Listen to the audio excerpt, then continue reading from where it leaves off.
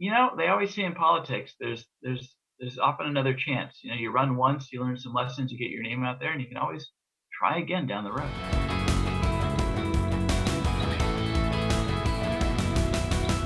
Hi, I'm Scott Leadingham. Thanks for joining us here in the unique Northwest. Coronavirus, of course, big in the news still, but there is other things going on out there, and we're going to talk a little bit about the Washington state primary election upcoming here on August 4th when ballots are due. And joining us to talk a little bit about that is Olympia correspondent Austin Jenkins. Thanks for joining us today, Austin. Yeah, good to see you, Scott. Good to be seen and good to see you. So we are taping this ahead of the August 4th deadline for ballots to be returned, of course. So some of these dynamics might change if you're watching this after that time. But some of the big races, of course, the statewide race for governor is a big one. 36 candidates on the ballot, including Governor Jay Inslee, who's running for a rare third term. And there's some interesting dynamics happening in that race for those competing against him. Remember, Washington is a top two primary, so the top two vote getters go on to the general election regardless of party. So there's some big name Republicans who've been vying over the last almost year or so. Tell us a little bit about some of the dynamics there of who is running against Governor Inslee and why. Well, and as you noted, it is rare to have an incumbent governor run for a third term, seek that third term. The last time that we had a three-term governor was Republican Dan Evans. So if Inslee succeeds at this, he'll actually be the first Democrat in state history to have three consecutive terms.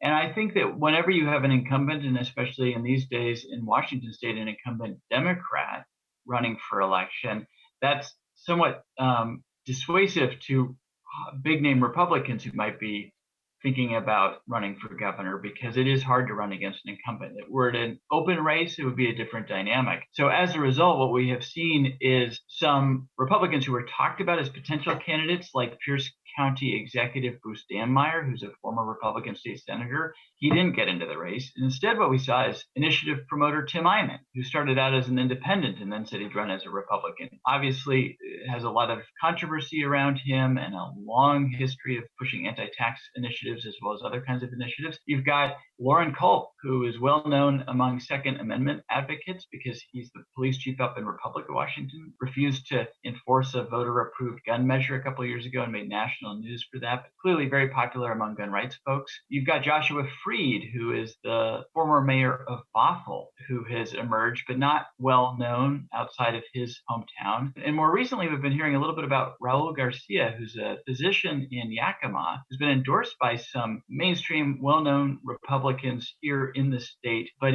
seems to be getting kind of a late start, and again, is not well known beyond his hometown. And that's where I wanted to pick up on Dr. Raul Garcia. Has a presence there in the Yakima Valley, the Tri-Cities region. I believe he has a practice in Pasco as well. So he came in later, right before the filing deadline, and there was these other Republicans who had been running and fundraising well before that, in some cases close to a year before that. And so he certainly sort of comes into the race here at the last minute and starts campaigning. And you've seen a lot of ads for him, of signage in Eastern Washington, at least of late, and that's sort of noticeable. And he's gotten a lot of higher profile endorsements from people who might have otherwise endorsed some of the other established Republican candidates who had already been running. I just wonder what your sense is of the dynamics are of some of that later support for Mr. Garcia or Dr. Garcia. Yeah, it's probably going to come too late. And while you're seeing signs there, I'm not seeing signs here. I don't know that he's well known or well established west of the Cascades, which is obviously where the population base is. And really, the polling we're seeing right now shows that it's hard to tell who's going to emerge as the number two in this race, other than Inslee has a huge advantage, obviously. And people like Eyman have the name recognition, but there are others, such as Culp, who clearly have a built-in base based on his stance on gun rights. So I think a kind of come from behind win by Dr. Garcia is an uphill battle at this point. But as you noted, it is interesting to see some of the party establishment getting behind him. They always say in politics, there's often another chance. You run once, you learn some lessons, you get your name out there, and you can always try again down the road. It certainly can. Politics is not a one-off deal.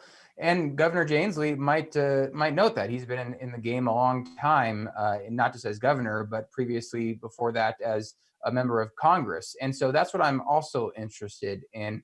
You know, Governor Inslee hasn't really done a lot of noticeable campaigning, at least in Eastern Washington. Of course, the coronavirus pandemic has thrown a wrench into all campaigning. It is a campaign season like none other. But I wonder, is maybe the governor's lack of perhaps noticeable campaigning, one, is it due to just the nature of this year and it being so thrown off and you can't really do a lot of campaigning in person?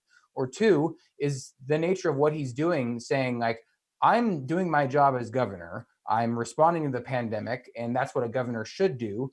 And I can't really campaign, and I shouldn't be because I need to focus on my job as governor. And that in and of itself is his campaign, because he's saying, I'm doing a good job as governor, you know, sort of subtly saying that. I think certainly he's getting all of the earned media and then some that a sitting governor up for reelection could hope for, weekly, if news conferences, if not twice a week. And as you say, governing through a crisis is the kind of thing that can benefit you. It also brings out critics. I think there was a period of time earlier on in the pandemic when you just couldn't viably campaign. You didn't have the time, and also it wouldn't have looked appropriate. Now he's at a place where he's in a position to do some campaigning, but most of it seems to be virtual. What I think is also interesting to note, though, Scott, is if you go back a year ago or a little more than a year ago, the pandemic wasn't going on and Inslee was running for president and he was away from the state a great deal of time. He didn't have something that was demanding his time and attention and physical presence here. What a difference makes. He's been in a situation where it's probably hard to find time to take a bathroom break. Much less, be out campaigning, which, as you know, is difficult to do given the restrictions we're under. Certainly. And of course, the governor's race isn't the only one going on this year in the state. A lot of other statewide offices and a lot of state legislative offices are being run for. And so I wonder about the dynamics of our current time. Of course, coronavirus isn't the only big story.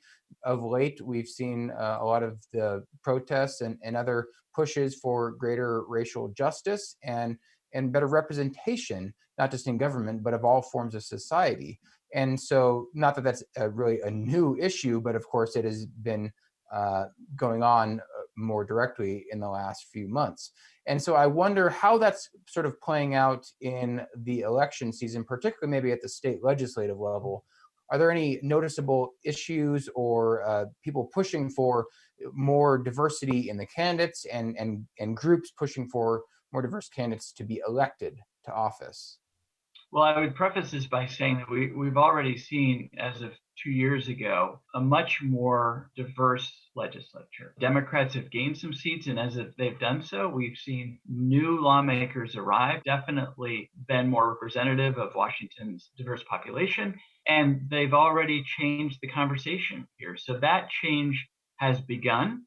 This election cycle, it appears that change will continue. For instance, there are, I believe, 9 Black women running for state legislative seats, including one who is vying to become the first African-American Democratic state senator in 10 years. State Senator Rosa Franklin was the last African-American state senator, and she left about a decade ago. So definitely a lot of excitement on the Democratic side around these 9 candidates. There is actually a political action committee that's been created specifically to support them and their campaigns, with part of the motivation there being that it is harder for women to raise money as candidates. It's harder for African Americans and people of color to raise money and to coalesce that support, and certainly harder for Black women to do so. And so there's this political action committee is an acknowledgement of that fact and is very focused on helping these candidates get through the primary, and then those who do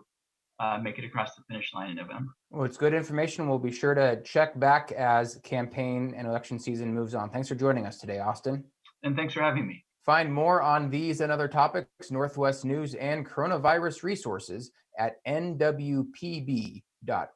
And for more election news, you can see the Vote 2020 page of nwpb.org. And while there, you can subscribe to or listen to our election year podcast called How We Ended Up Here. Thank you for joining us here in the unique Northwest.